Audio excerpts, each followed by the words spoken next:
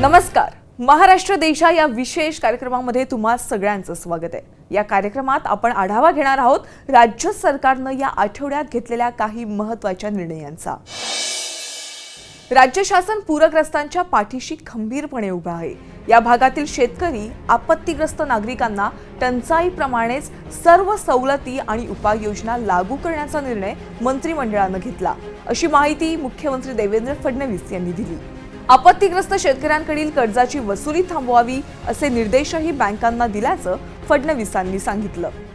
राज्य शासनाच्या प्रत्येक संवर्गातील पद आणि त्यांच्या जबाबदाऱ्यांमध्ये काळानुरूप मोठ्या प्रमाणात बदल झालाय.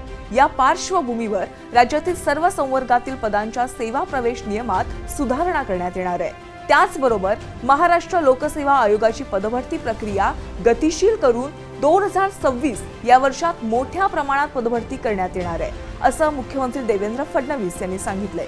शासकीय सेवेत नियुक्त झालेल्या सर्व उमेदवारांनी लोकाभिमुख आणि पारदर्शी पद्धतीनं काम करावं, असं आवाहन देखील मुख्यमंत्री देवेंद्र फडणवीस यांनी केलंय. आज आपण जवळपास 80% अनुकंपाच्या जागा भरलेल्या आहेत आणि 20% जागांमधले काही त्या ठिकाणी छोट्या छोट्या गोष्टी आहेत. काही ठिकाणी जी काही बिंदू नामावली आहेत त्याच्या काही अडचणी आहेत. त्या अडचणी किंवा काही ठिकाणी कागदपत्रांमध्ये जे काही पाल्ले आहेत त्यांचेच कागदपत्र अजून पोहोचलेले नाहीत.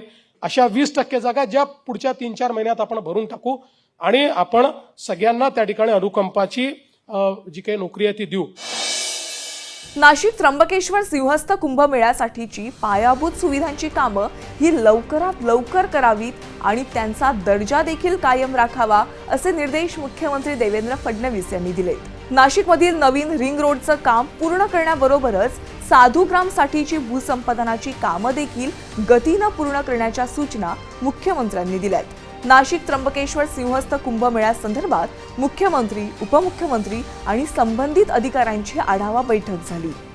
राज्यात सायबर गुन्ह्यांचं प्रमाण वाढतंय आणि त्याला आळा घालायचा असेल तर घाबरून न जाता लगेच तक्रार करणं आवश्यक आहे.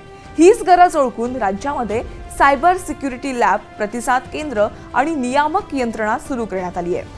सायबर फसवणुकीतही गोल्डन अवर महत्त्वाचा असून त्यासाठी 1930 आणि 1945 या हेल्पलाईन क्रमांकावर संपर्क करण्याचं आवाहन राज्याचे मुख्यमंत्री देवेंद्र फडणवीस यांनी केलंय.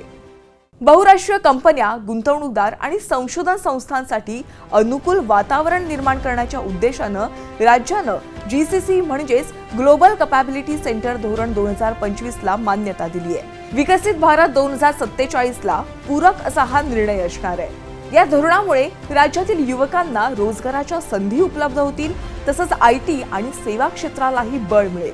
ग्लोबल कॅपॅबिलिटी सेंटर्स GCC रोजगार देणारे आहेत.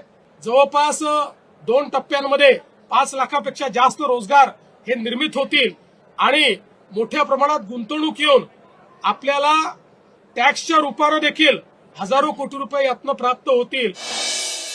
वैद्यकीय शिक्षण आणि औषधी द्रव्य विभागामार्फत नागरिकांसाठी कर्करोग उपचाराचं सर्वसमावेशक धोरण निश्चित करण्यात आलंय.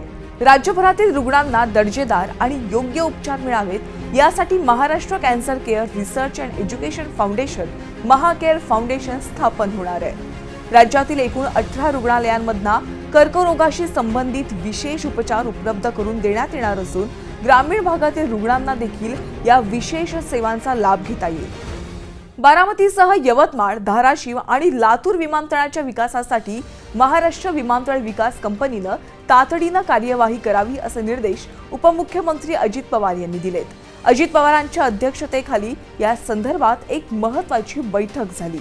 MIDCनं तयार केलेला बारामती विमानतळ नाईट लँडिंगचा सविस्तर प्रकल्प अहवाल महाराष्ट्र विमानतळ विकास कंपनीकडे हस्तांतरित करावा, असे निर्देशही यावेळी देण्यात आले.